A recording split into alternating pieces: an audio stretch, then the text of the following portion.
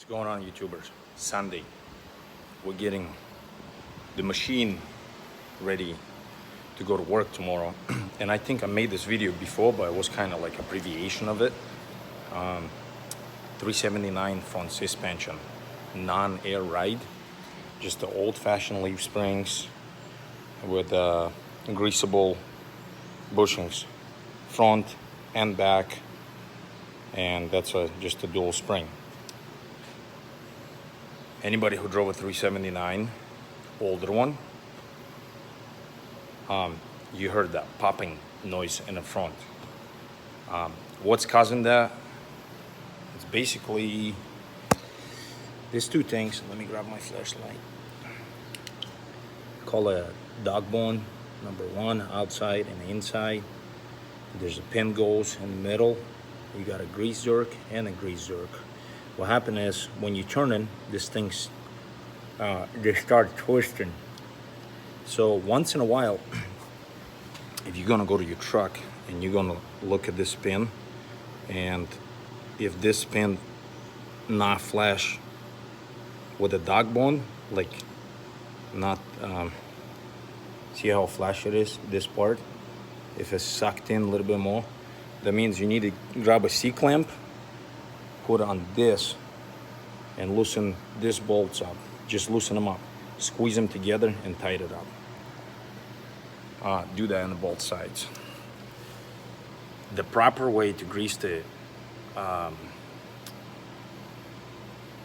leaf springs bushings is actually lift the truck off the ground. Do not put the jack under the axle. You have to put the jack under the frame, and you have to rest the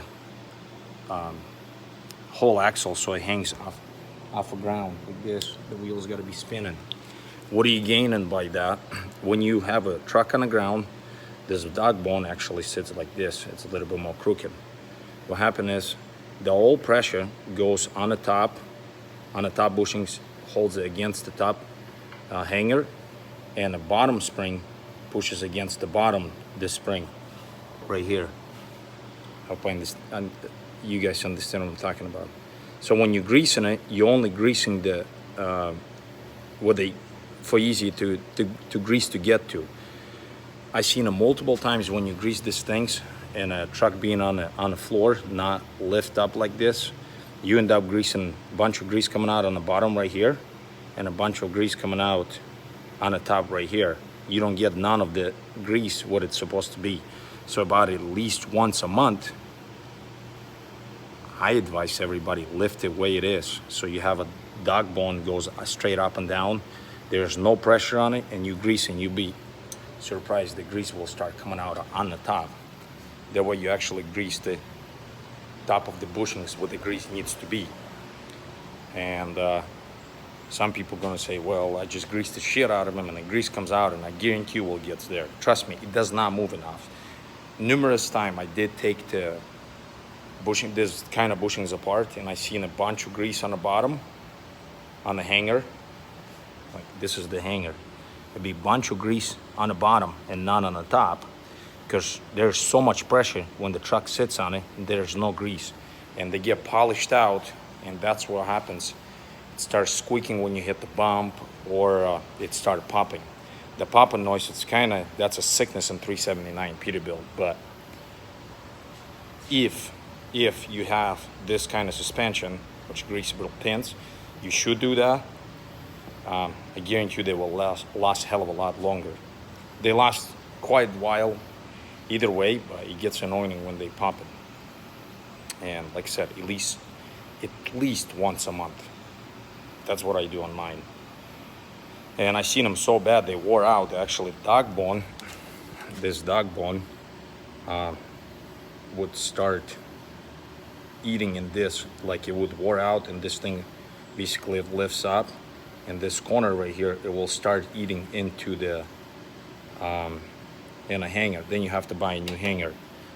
The Peterbilt hangers are aluminum, factory one. You can buy from Peterbilt, but they do make an aftermarket, which is a cast iron. They're a little bit more heavier. I don't know if they're any better, but they come with the bushing and everything, and you have to buy a separate pin.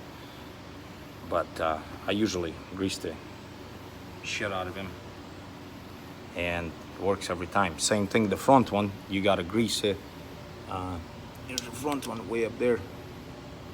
There's a bunch of grease. You gotta grease them too. Preferably when you have a off a ground, because anybody who trucked for a long time, they says you should grease your kingpins when there's no pressure on them. That's basically the same principle with the leaf springs on a 379. The Kenworth W900, I don't know if all of them or not, but their pin is threaded, so you kind of screw them in the bushing. So those you don't have to. They don't slide. They don't have that popping noise. And actually, the design of them, when you grease them, the grease goes around the spiral, and actually works a lot better. You don't have to do that as much on a Kenworth, but I think it still helps. But Peterbilt, there's no brainer. You actually gotta lift them like I have it right now. Lift it off the ground, both sides, and grease them like this. You actually feel it, how much more smoother the truck rides for a while till the grease goes away from there. But that's how I do it. Thanks for watching.